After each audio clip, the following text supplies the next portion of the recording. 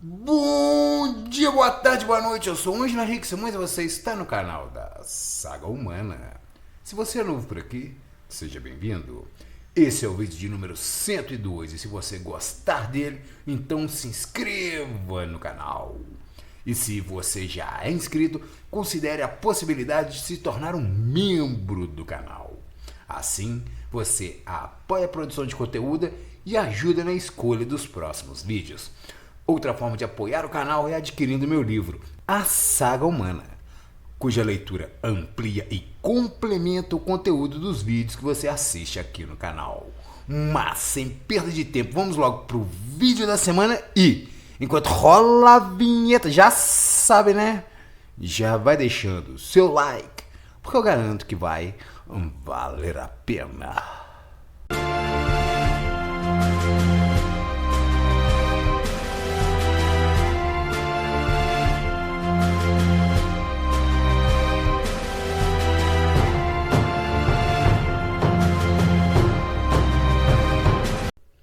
A civilização no centro da Europa.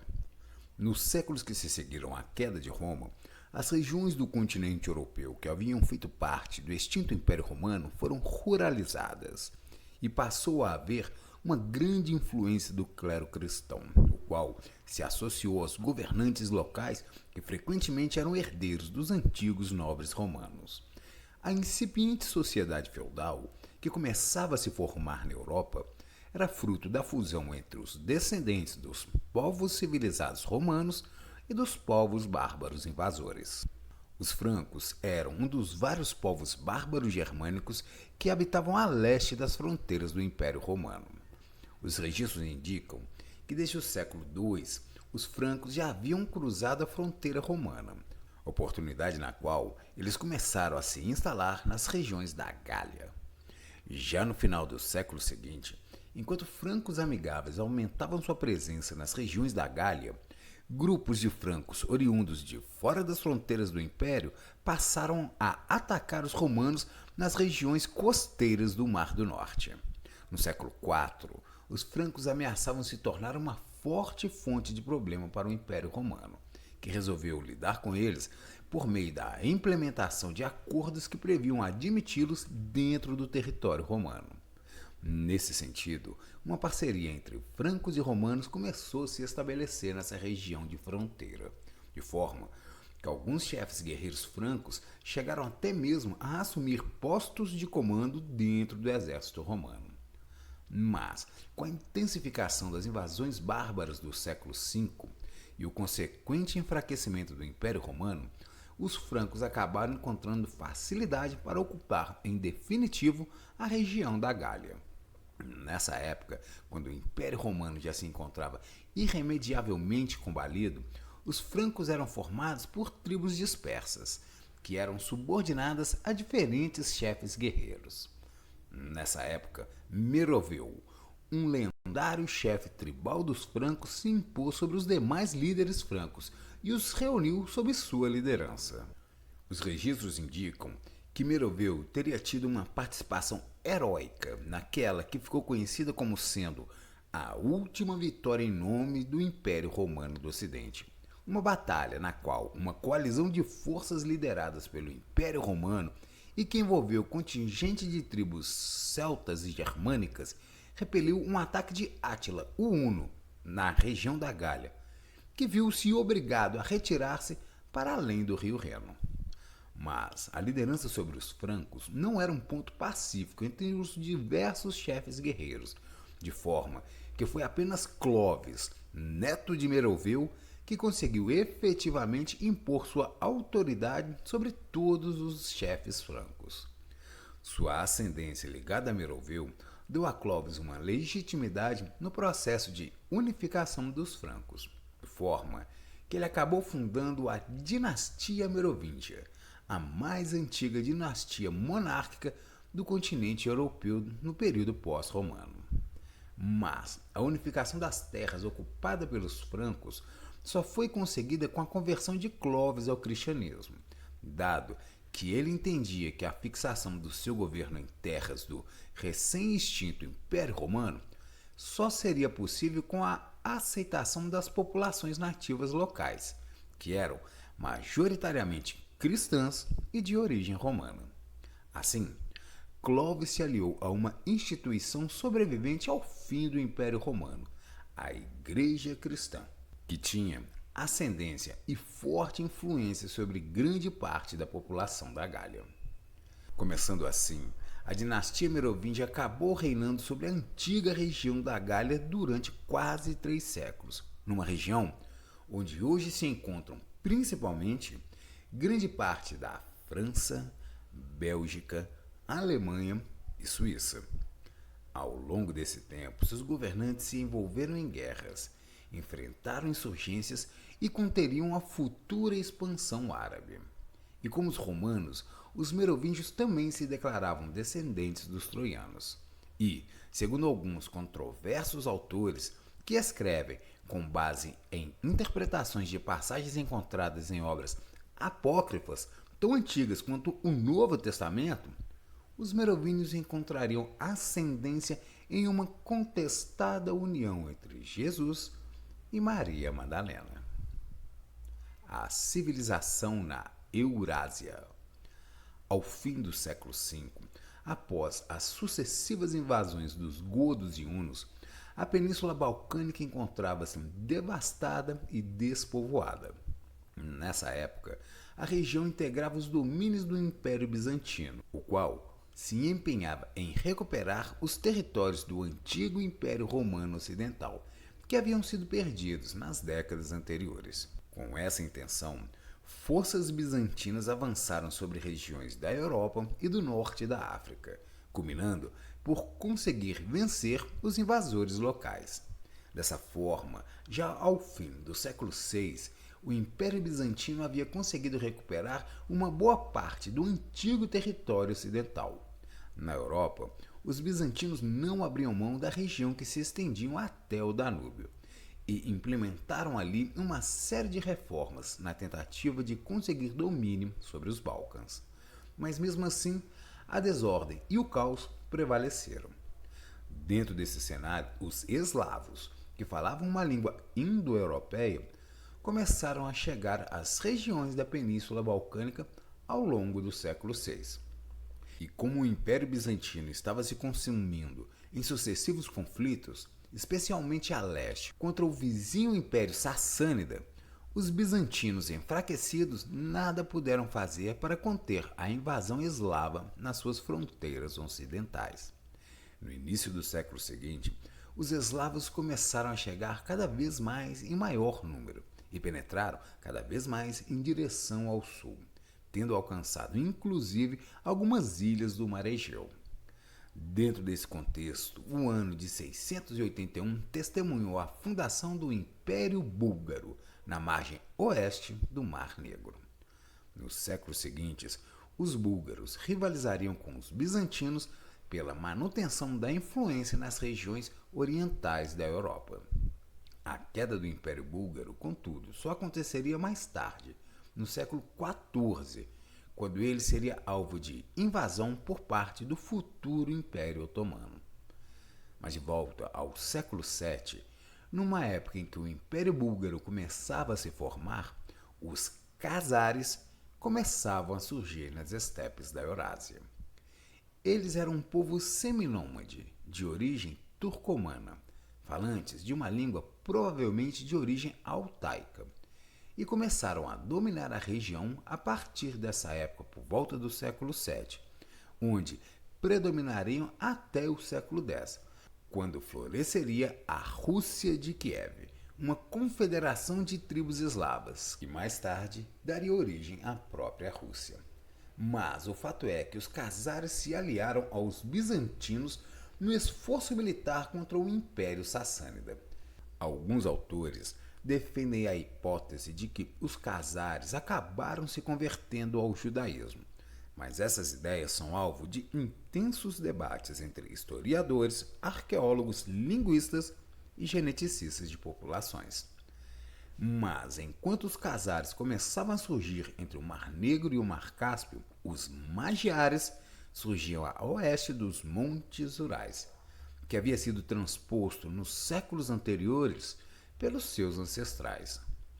Os magiares eram um povo nômade que se organizava em tribos, falavam uma língua urálica e mais tarde, já no século IX, se envolveriam com a formação da Hungria, no leste da Europa. Mas, no final do século VII, os primeiros grupos magiares ainda começavam a chegar às estepes da Eurásia, onde se relacionavam e se submetiam aos khazares. A civilização na Ásia. Ao longo dos séculos anteriores, a Índia havia atravessado o que os historiadores consideram a Idade de Ouro da Índia. Mas ao fim do século VI, o Império Gupta encontrou o seu fim, em consequência do avanço dos hunos brancos, provenientes da Ásia Central. Mas o entendimento dos cientistas sobre quem eram esses hunos brancos não é alvo de consenso. De maneira geral, contudo, parece vigorar a ideia de que eles formavam uma confederação de tribos nômades, as quais parecem ter tido origem ou no núcleo altaico ou no núcleo indo-europeu. Ou ainda, quem sabe, talvez, esses hunos brancos sejam fruto da fusão de populações com origem em ambas as regiões.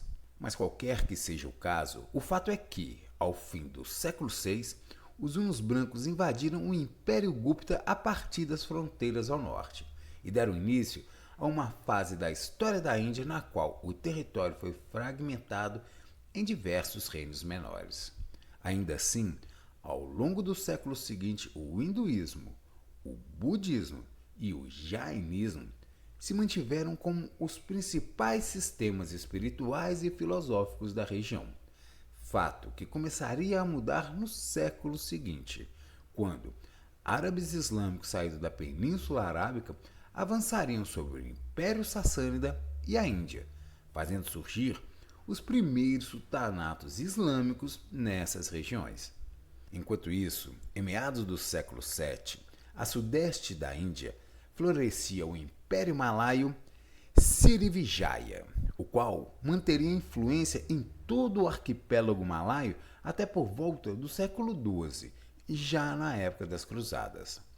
Após a sua queda, o Império Srivijaya acabou caindo no esquecimento, de forma que no início do século XX, os cientistas não consideravam a hipótese de ter havido na região um reino tão grande, de forma que a sua existência só foi cientificamente confirmada na década de 1990.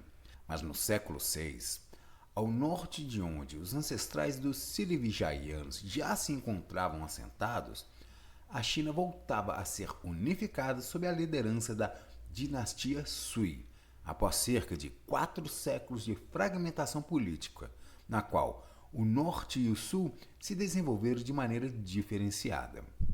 Durante menos de meio século, os Suis criaram instituições, uniram a região e adotaram práticas como a aplicação de concursos para a seleção de funcionários públicos, a introdução de melhorias no sistema de recrutamento para o seu exército e a adoção de um sistema de igualdade na distribuição de terras.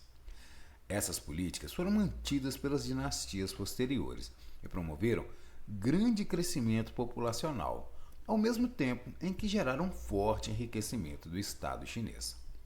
O budismo, recém-chegado à região, se destacou como uma religião proeminente e foi oficialmente apoiada pelo governo chinês.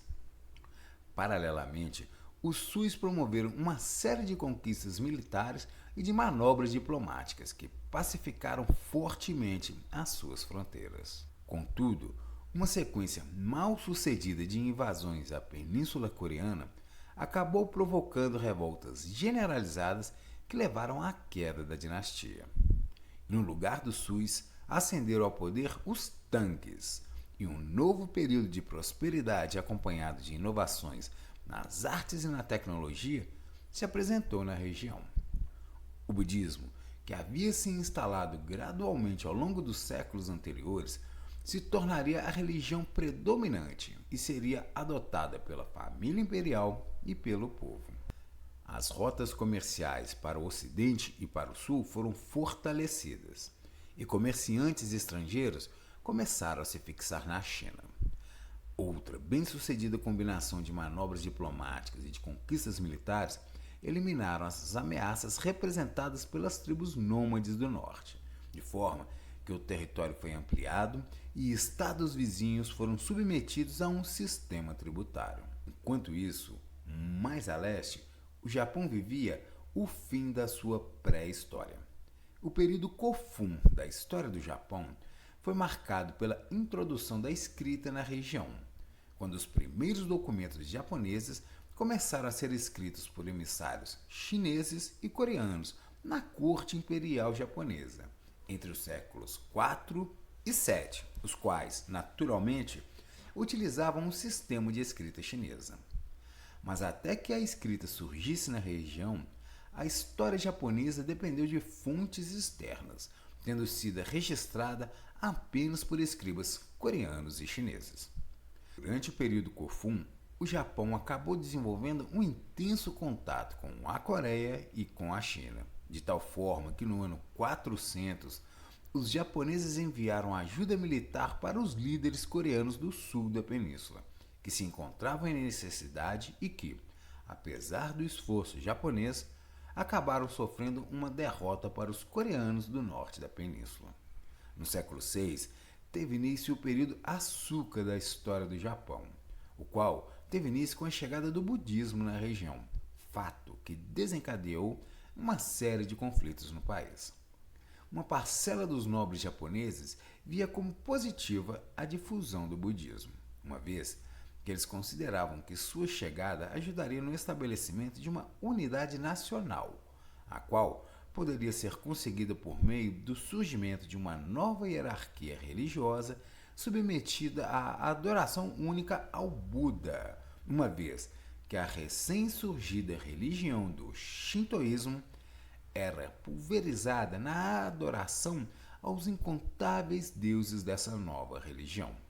Dentro dessas circunstâncias, a entrada do budismo no Japão acabou sendo bem sucedida e adotada como religião oficial pelo governo japonês.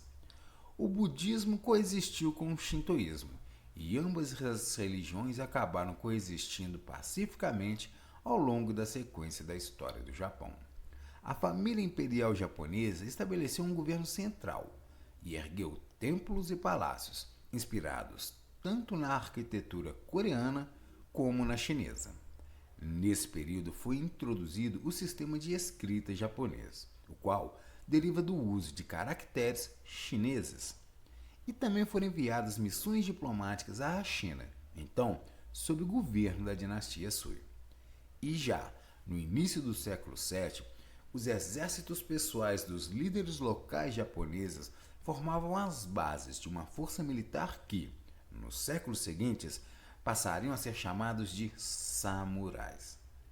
Ainda em meados desse século, teve início o período Hakuho da história do Japão, quando o poder central foi fortalecido, uma reforma agrária implementada e a corte reestruturada segundo o modelo chinês da dinastia Tang.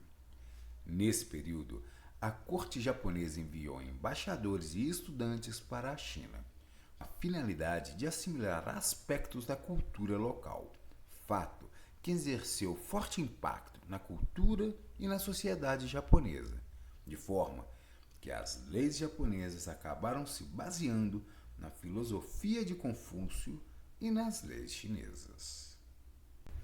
A civilização na África Ocidental.